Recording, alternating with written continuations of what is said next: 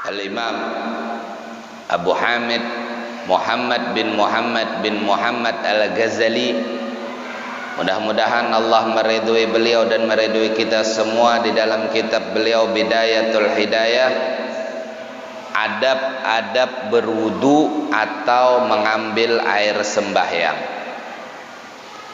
Apabila engkau selesai dari istinja, membersihkan kemaluan, maka janganlah engkau meninggalkan bersiwak, karena bersiwak itu matharatun lil fami wa mardatun lirabbi wa maskhatatun lisyaitan. Artinya bersiwak itu menyucikan mulut dan menyebabkan keridhaan Tuhan dan membuat setan menjadi benci. Itu siwak. Nah, siwak ini sunnah hukumnya pada setiap keadaan. Jadi siwak itu hukumnya sunnah pada setiap keadaan, kecuali bagi orang yang berpuasa setelah matahari tergelincir. Yang mau sholat hukumnya sunnah pakai siwak, mau wudu sunnah pakai siwak, apalagi mau mengerjakan sholat, apalagi yang mana lebih-lebih lagi disunnatkan apabila berubahnya rasa mulut kita rasanya berubah. Bagaimana berubah maksudnya? Terlalu lama diam, kan tidak enak biasanya mulut lah, atau bangun tidur, atau memakan sesuatu yang memiliki bau yang kuat, maka sangat disunnahkan pakai siwak. Salah satunya pula yaitu sholat tentunya. Nah, sholatun bisiwakin abdalu min sab'ina sholatan bila siwak. Sholat yang pakai siwak dengan 70 sholat tanpa siwak itu jauh lebih abdal sholat yang pakai siwak tadi. Jadi sholat pakai siwak dengan 70 sholat tanpa siwak itu jauh lebih abdal sholat yang pakai siwak. Mau belajar, mau hadir majelis, hukumnya sunnah pakai siwak. Masuk rumah sunnah pakai siwak. Dikatakan as-siwaku matharatun lil fami wa mardatun lirabbi wa maskhatatun lisyaitan. Jadi jangan lupa untuk selalu menggunakan siwak. Kenapa? Karena siwak ini membersihkan mulut, mendatangkan ridha Allah dan membuat setan benci. Makanya kayu siwak, ini kayu siwak namanya lah. Kayu siwak ini sering hilang. Sering hilang. Pian kalau punya siwak itu sering hilang. Kenapa? Karena setan tidak suka. Kenapa? Setan benci dengan siwak. Kenapa? Karena ketika orang pakai siwak membersihkan mulut. Kenapa? Karena ketika orang pakai siwak mendatangkan ridha Allah. Salat yang tadinya biasa, ketika ia dimulai dengan siwak, maka salat tadi memiliki nilai jauh lebih baik daripada 70 salat. Pian mau baca Quran, seseorang yang membaca Quran bagus, tetapi ketika ia mulai dengan sunnah siwak, maka jauh lebih bagus. Mau belajar, mau majelis, mau khutbah, semuanya disunnahkan pakai siwak. Makanya biasanya kalau mau ceramah pakai siwak lah. Pian pernah lihat Sayyidil Habib Umar mau ceramah pakai siwak, itu sunnah hukumnya. Nah, ini siwak lah. Nah, sedangkan siwak itu disunnahkan dengan sesuatu yang khasin, yang kasar. Misalkan dengan ujung selendang digosokkan seperti ini, dapat sunnahnya? Dapat. Atau pian mau sholat tidak punya kayu arak seperti ini, dengan ujung baju pian gosok seperti ini, dapat sunnah? Dapat. Tetapi yang sunnah itu dengan kayu arak. Ini kayu arak namanya lah. Tapi ini bukan kayunya, akarnya. Kenapa akarnya? Karena kalau kayunya itu cepat kering. Nah, ini akarnya saja cepat kering. Tetapi ini yang dimaksud arak lah. Jadi ada aroma wangi daripada kayunya itu tadi. Lalu disunnahkan dengan kayu arak. Dan disunnahkan pula dengan caranya. Artinya kan kayunya disunnahkan dengan bendanya. Ini bendanya namanya. Siwaknya itu perbuatannya. Bersiwak itu perbuatannya. Berarti dengan sesuatu yang kasar. Tetapi bukan bagian daripada tubuh kita. Pian punya tangan kasar misalkan. Pian punya tangan kasar. Boleh pakai siwak dengan tangan sendiri? Tidak boleh lah. Pakai tangan kawan? Ada tangan kawan kasar betul, pinjam. Diginikan bagaimana? Boleh? Boleh. Dapat kesunahannya. Cuman habis itu marah kawan tadilah. Tangan kawan kemuntung. Tetapi sunnah. Dapat kesunahan. Itu perbuatannya namanya, pekerjaannya. Sedangkan bendanya disunnahkan dengan kayu arak. Kayu arak lah. Ini kayu arak namanya. Lalu memegangnya itu juga ada caranya, sunnah memegangnya. Nah ini kayu arak. Seluruh tangan kita, jari-jari kita di atasnya, kecuali jempol dan kelingking. Nah ini jempol, ini kelingking. Ini memegangnya sunnah seperti ini. Cuman misalkan pian koler seperti ini, kayak ini dapat sunnahnya, dapat kayu sunnah kayu araknya, dapat sunnah bersiwaknya, dapat. Tetapi ketika pian pegang seperti ini, pian dapat sunnah lagi. Nah ini berapa sunnah lagi? Dan disunnahkan siwak itu minimal tidak lebih pendek daripada 4 jari. Ini 4 jari. Tidak lebih pendek daripada 4 jari. Lah. Nah, berarti panjang sejengkal atau kurang lah, perkiraan seperti inilah. Nah, ini hukumnya sunnah. Lalu memegangnya seperti ini. Memegang seluruh jari kita di atas kecuali jempol dan kelingking. Labian kalau anda punya coba aja pakai pulpen itulah. Nah, ini. Lalu bagaimana cara memperbuatnya? Maka letakkan di tengah-tengah gigi. Letakkan di tengah-tengah. Setelah itu tarik ke sebelah kanan, mulai dengan sebelah kanan, arah ke sebelah kanan sampai ke dalam. Nah, sampai ke dalam, putar ke bawah, balik ke sini. Ke sebelah kiri, putar lagi, terus ke depan. Ke depan, maka seperti angka 8 tadilah. Jadi biar seperti itu, ke dalam. Itu dihitung 1 kali. Dihitung 1 kali. Pian ulang hal yang demikian 3 kali. Sunnahnya 3 kali.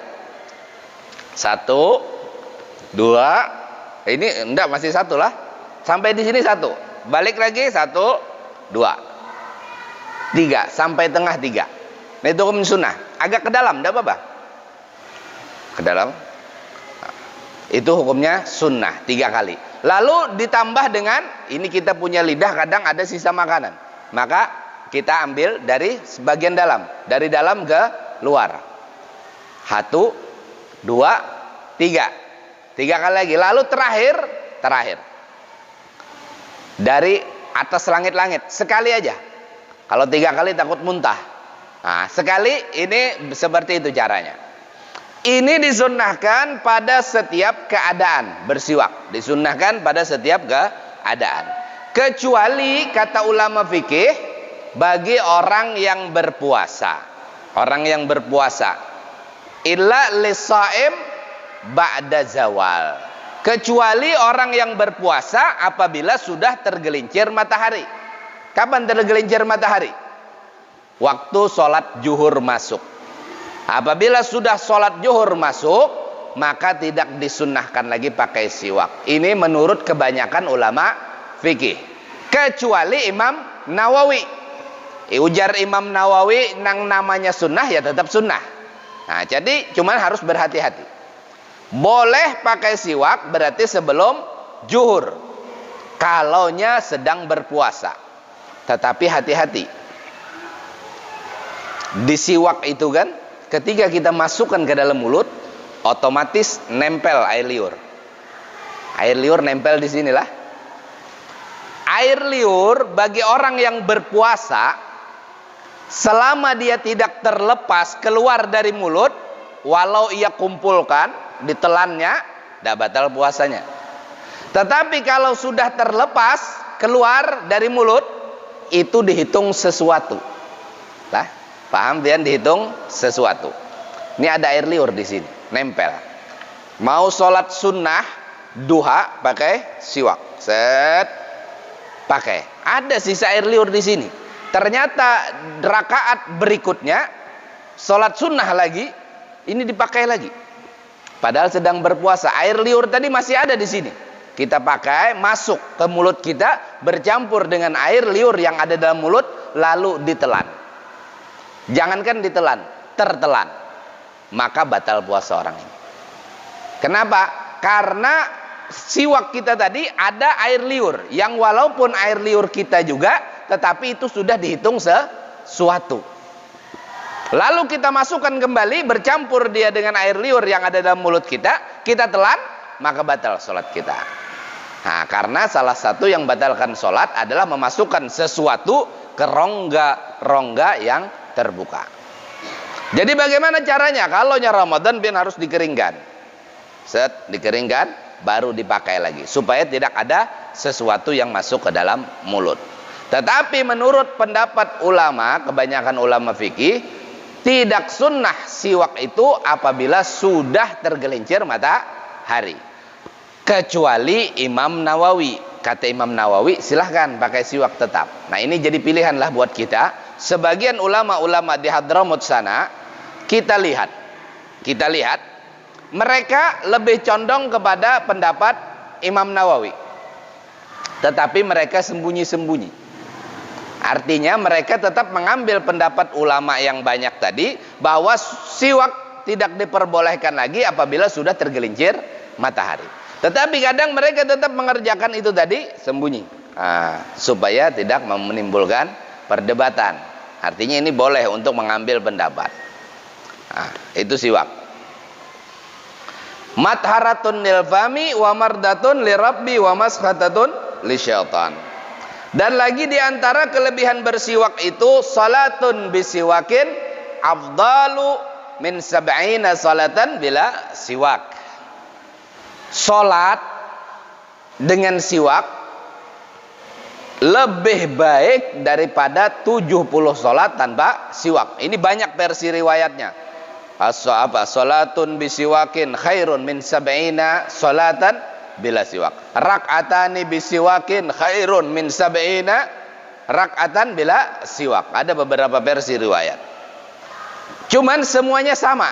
Artinya salat yang pakai siwak dengan sholat yang 70 tanpa siwak jauh lebih baik sholat yang pakai siwak. Nah, ini kalaunya lebih baik, artinya 70 tadi masih belum tentu lebih baik. Nah, diriwayatkan pula dari Abu Hurairah radhiyallahu an, Rasulullah sallallahu alaihi wasallam bersabda, laula an asyukka ala ummati la amartuhum bisiwakin fi kulli shalah. Kalau tidak memberatkan kepada umatku, kata Nabi, takutnya dikira umat ini siwak itu wajib, maka kata Nabi, aku akan memerintahkan mereka untuk mengerjakan siwak setiap kali mau sholat. Cuman Nabi takut apa? Takut siwak ini wajib. Padahal saking besarnya faedahnya. Jadi kata Nabi, kalaunya tidak takut memberatkan, tidak takut ini dikira wajib kepada umat, maka aku akan memerintahkan umat setiap sholat pakai siwak. Ini kalaunya perintah berarti kan jadi wajib lah. Kalaunya perintah berarti jadi wajib. Umirtu bisiwaki hatta hasyitu ayyuktaba alayya. Aku selalu diperintahkan bersiwak, kata Nabi. Nabi selalu dianjurkan pakai siwak oleh Allah Ta'ala, sehingga aku khawatir bersiwak ini akan diwajibkan atasku. Nah, ini sunnahnya pakai siwak lah. Makanya pantas kenapa siwak itu cepat hilang. Nah, karena fadilahnya besar. Pian siapkan aja 10 biji di rumah lah, apalagi banyak, makin cepat hilang. Satu Satu aja lah. Nah, ini siwak. Jadi kenapa? Karena ya itu tadi, fadilahnya besar. Jangan sampai ketinggalan siwak. Nah, siwak ini luar biasa. Kemudian hendaklah engkau duduk menghadap kiblat. Nah, ini ketika berwudu disunnahkan kita menghadap kepada kiblat. Di atas tempat yang lebih tinggi. Sunnahnya duduk menghadap kiblat dan di atas tempat yang lebih tinggi. Supaya engkau tidak terkena percikan air dan baca olehmu ketika itu akan doa Bismillahirrahmanirrahim. Nah, jadi mau berwudu itu hukumnya sunnah mengucap Bismillah. Ini paling pendek, basmalah. Bismillah saja atau sempurna dengan Bismillahirrahmanirrahim. Atau lebih sempurna dengan doa Rabbi a'udzubika min hamajatis syayatin wa a'udzubika Rabbi ayyah durun. Bismillahirrahmanirrahim. Rabbi a'udzubika min hamajatis syayatin wa a'udzubika Rabbi ayyah durun. Nah, di dalam kitabnya itu ada. Kalau misalkan bismillah saja dapat sunnah. Atau lebih sempurna Bismillahirrahmanirrahim. Atau lebih sempurna lagi Bismillahirrahmanirrahim. Rabbi a'udzubika min hamajatis syayatin wa a'udzubika Rabbi ayyah durun. Kemudian basuhlah kedua tanganmu 3 kali sebelum engkau memasukkan ke dalam bejana. Jadi lagi hukumnya sunnah membasuh tangan. Apalagi tangan pian itu tadi malam hinggap di mana enggak tahu. Walaupun lah kita tahu tangan kita sendiri enggak kotor, tapi tadi malam kita enggak tahu ini megang apa aja. Nah, makanya sunnah. Tangan yang disebut tangan itu sampai di sini. Ini pergelangan namanya lah. Ini tangan. Jadi sunnah sebelum wudu itu membasuh tangan 3 kali.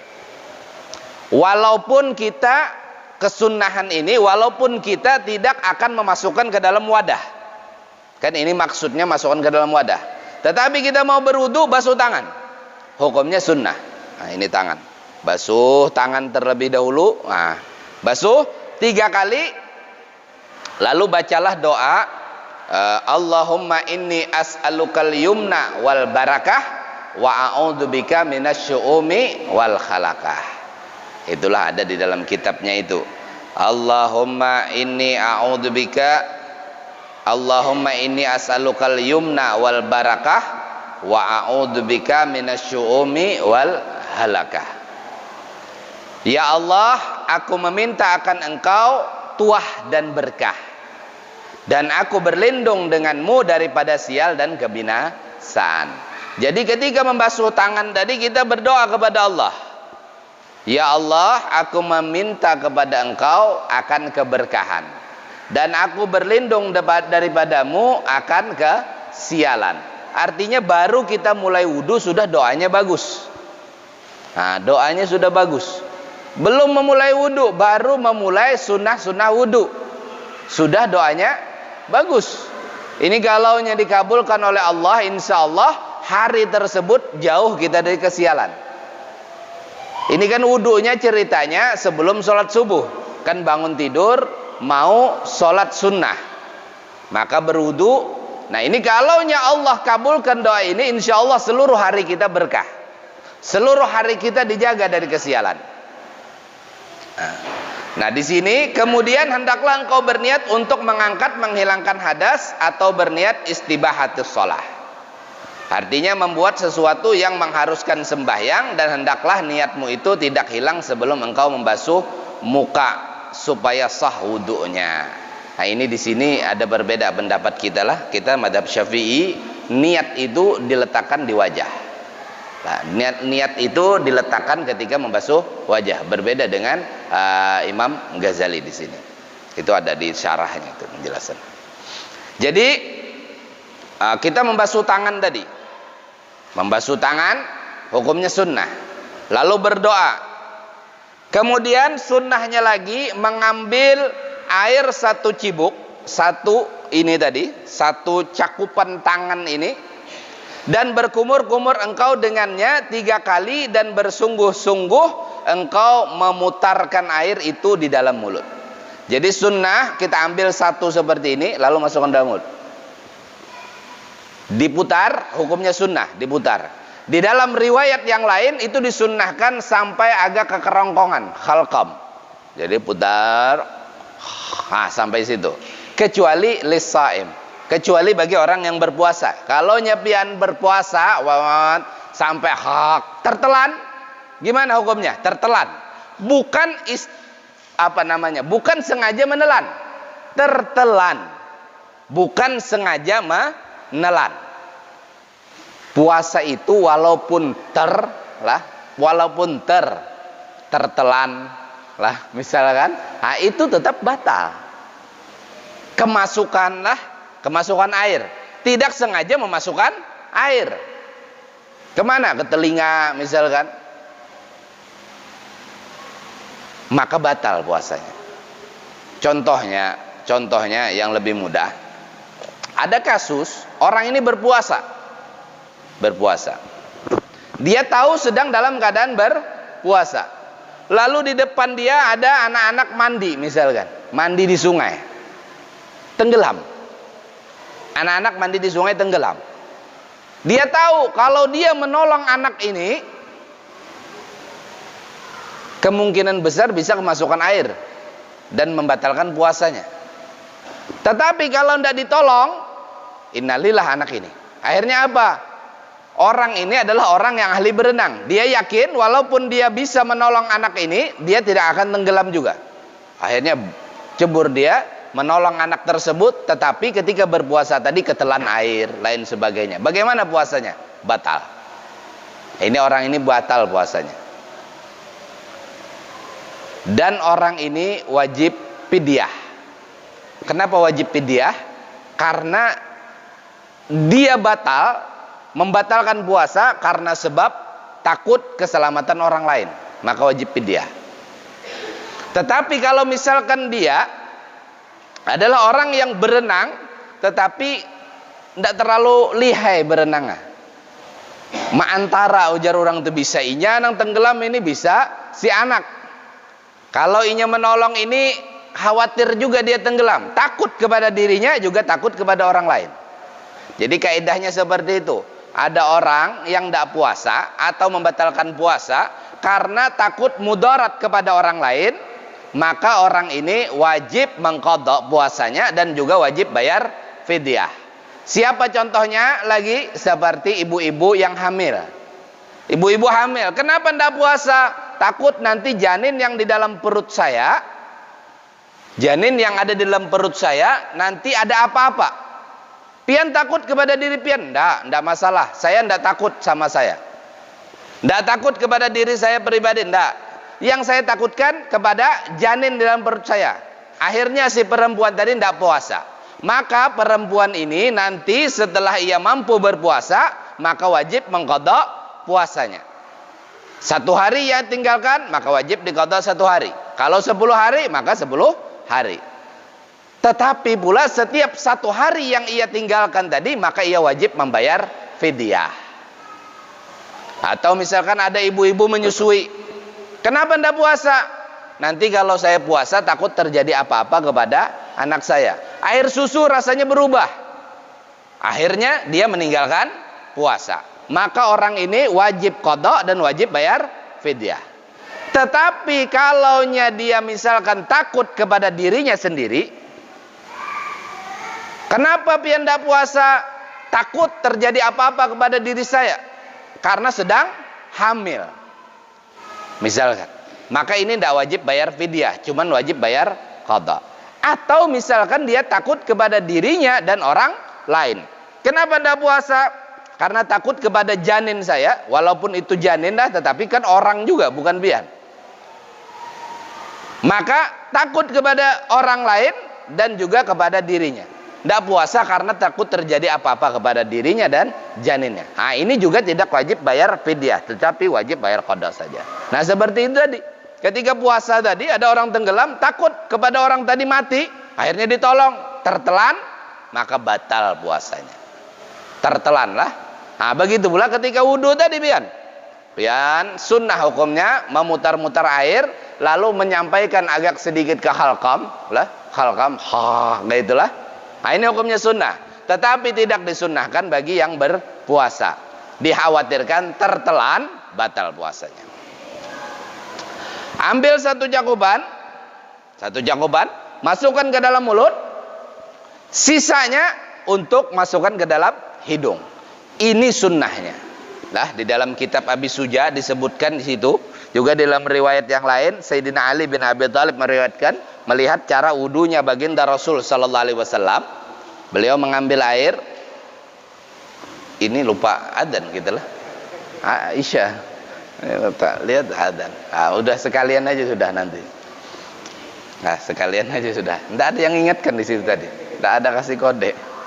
Ambil air, masukkan ke dalam mulut, sisanya nanti buangkan, masukkan ke dalam hidung. Ini afdalnya, sunnahnya. Jadi biar dengan satu ambilan, ambil, misalkan pakai keran, ambil, masukkan dalam mulut, buang, sisanya masukkan dalam hidung. Kadang tidak ada sisa katanya lah, tidak ada sisa. Bagaimana? Nah, kalau tidak bisa, misalkan sudah coba juga, sudah berusaha juga, maka tetap sunnah hukumnya satu, ambil, habis, ambil lagi buat hidung. Nah, jadi mulut, hidung, mulut, hidung, mulut, hidung. Bukan mulut, mulut, mulut, hidung, hidung. Tidak. Tetapi mulut, hidung, mulut, hidung, mulut, hidung. 3 kali. Mulut 3 kali, hidung 3 kali. Tetapi caranya mulut, setelah mulut langsung hidung. Nanti mulut lagi, nanti hidung. Mulut lagi, nanti hidung. Lebih afdal lagi dengan satu ambilan. Buang, sisanya deh hidung. Ambil lagi, mulut, hidung. Mulut, hidung. Ini afdal. Kalau tidak bisa juga seperti tadi, misalkan hendak 2 tangan, saking kurangnya air lah 2 tangan. Nah, kita ambil 2 tangan. Sisanya ke dalam hidung. Ini juga afdal. Yang penting, ini jangan ditinggalkan. Jangan ditinggalkan. Masukkan air ke dalam mulut dan ke dalam hidung, itu hukumnya sunnah. Kalau ditinggalkan, bisa jatuh kepada makruh.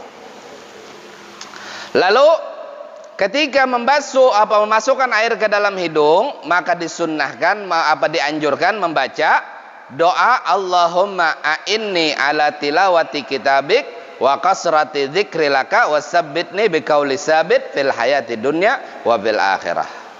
Artinya, ya Allah, mudahkanlah aku untuk membaca kitabmu Al-Quran, dan untuk memperbanyak berzikir kepadamu, dan kokohkanlah aku dengan perkataan-perkataan yang kokoh, yaitu la ilaha illallah Muhammadur Rasulullah, di dunia ini dan di akhirat. Nah, maksudnya jadikanlah hidupku dan matiku dalam keadaan iman. Kemudian ambil pula 1 cibuk air yang lain untuk engkau memasukkan ke dalam hidungmu. Nah, ini beliau versi yang kedua tadilah. 1 cibuk untuk mulut, 1 cibuk untuk hidung. Tetapi afdalnya 1 cibuk mulut, sisanya untuk hidung. Ini afdalnya. Maka hendaklah engkau beristinsyak, memasukkan air ke dalam hidung itu 3 kali, dan baca olehmu akan doa Allahumma arihni raihatal jannah wa anta anni radin. Ya Allah, jadikan aku orang-orang yang mencium bau surga. Ya Allah, ciumkanlah akan hidungku akan bau surga, sedangkan engkau ridha daripadaku. Allahumma arihni raihatal jannah. Ya Allah, jadikan hidung ini adalah hidung yang mencium bau surga, dan engkau ridha kepadaku. Artinya, orang kalau memang sudah Allah takdirkan ia masuk surga, dari perjalanan 500 tahun sudah tercium bau surga. Ini tanda bahwa orang tersebut adalah ahli surga. Dan ketika ia adalah ahli surga, maka mudah-mudahan orang tersebut kita adalah orang yang diridhoi oleh Allah Subhanahu wa taala. Jadi doanya seperti itu, ya Allah, jadikan hidung ini mencium bau surga, dan engkau ridha kepadaku ketika masukkan air ke dalam hidung. Kalaunya mulut, ada doanya ketika mau memasukkan ke dalam mulut. Tetapi kalau hidung, memasukkan ada doanya, mengeluarkan juga ada doanya. Allahumma inni a'udzubika min rawaihin nar wa su'id dar. Dan ketika engkau menghembuskan air dari hidungmu, hendaklah engkau baca doa ini. Allahumma inni a'udzubika min rawaihin nar wa su'id dar. Ya Allah, aku berlindung denganmu dari bau busuk api neraka dan dari kejahatan tempat kediamanku. Jadi wudu ini kalau misalkan kita baca doa-doanya seperti ini, kalau wudunya 5 kali sehari, berarti kemungkinan besar kita berdoa 5 kali sehari dengan doa-doa versi-versi macam-macam ini. Aksiru bidu'ai khair fa innaka la tadri min ayyi famin yukbal. Perbanyaklah doa, kata Nabi, karena engkau tidak tahu dari mulut yang mana yang diterima oleh Allah. Jadi memperbanyak doa itu tidak ada salahnya. Tidak ada salahnya. Makin banyak doa, makin banyak kemungkinan besar diterima. Doa itu dia pergi dengan harapan, dan kalau kembali dengan keterkabulan. Itu doa. Artinya kita berdoa saja sudah dapat pahala. Kenapa? Berharap dengan Allah. Berdoanya saja dapat pahala karena berharap kepada Allah. Kalaunya dia kembali, berarti itu dikabulkan. Nah kan ini, apalagi doa-doa seperti inilah, kalaunya ini dikabulkan, ya Allah jadikan hidungku ini adalah hidung yang mencium bau surga. Oh, beruntung kita. Ketika menghembuskan tadi, aku berlindung daripadamu ya Allah, daripada mencium bau busuk neraka. Kemudian ambil pula 1 cibuk air yang lain untuk engkau membasuh muka. Wallahu a'lam. Ini baru sampai sini sunnahnya lah. Nah, jadi ini sunnah-sunnah di dalam berwudu. Sunnah-sunnah di dalam berwudu. Jadi ini tadi misalkan kita baca, kita amalkan. Jadi ada wudu itu yang mana wudu tanpa zikir, tanpa mengingat kepada Allah. Maka disebutkan orang yang berwudu tanpa berzikir, maka Allah hanya mensucikan yang terkena air saja. Tetapi ketika mereka berwudu dengan zikir, nanti di setelahnya tadi ada penjelasan Imam Ghazali. Orang yang berwudu dengan zikir, maka Allah akan mensucikan seluruh jasadnya. Nah, makanya Imam Ghazali menganjurkan dengan doa-doa tersebut. Walaupun doa-doa itu bukan sunnah, tetapi itu adalah suatu perbuatan yang baik. Tetapi masukkan air ke dalam mulut itu sunnah. Menghadap kiblat, memulai dengan bismillah, itu semua sunnah. Wallahu a'lam. Tidak perlu dihafal. Yang penting ingat. Gimana caranya? Pian tulis. Tulis, tempel di tempat wudu lah. Insyaallah nanti kalau ulun rajin ulun tuliskan. Di fotokopi insyaallah. Wallahu